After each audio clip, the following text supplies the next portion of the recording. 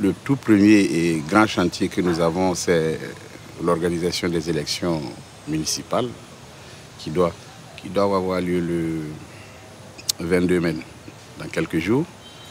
Vous savez que suite à l'insurrection populaire des 30 et 31 octobre, l'une des conséquences a été donc la dissolution des conseils municipaux et conseils régionaux et la mise en place de délégations spéciales dans le but de poursuivre les actions de développement d'une part et de rendre des services de proximité aux usagers.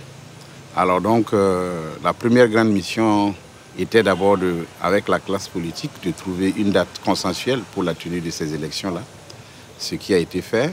Et ensuite la procédure a été en collaboration avec la Commission nationale électorale indépendante de peaufiner donc les opérations qui vont se mener bientôt sur le terrain. Alors le deuxième grand chantier qu'on peut caractériser de intramuros, c'est la mise à jour d'un certain nombre de textes juridiques et réglementaires afin que les nouveaux élus qui vont venir puissent avoir des nouveaux textes sur un certain nombre de préoccupations afin de mieux gérer les collectivités. Je voudrais par exemple prendre comme exemple les organigrammes type pour les collectivités.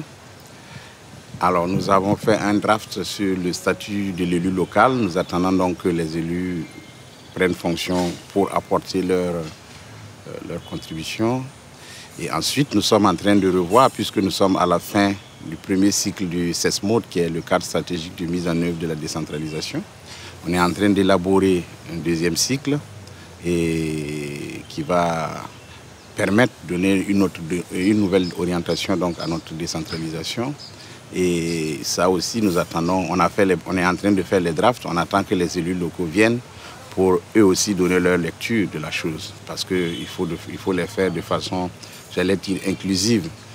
Vous voyez, on a l'espoir qu'il y a certains maires qui reviendront, d'autres des anciens maires qui reviendront pour effectivement aider donc à parfaire ce document-là. Ça ne sert à rien de rester entre quatre murs et de pondre des documents, des textes réglementaires qui, sur le terrain, vont connaître une difficulté dans leur application.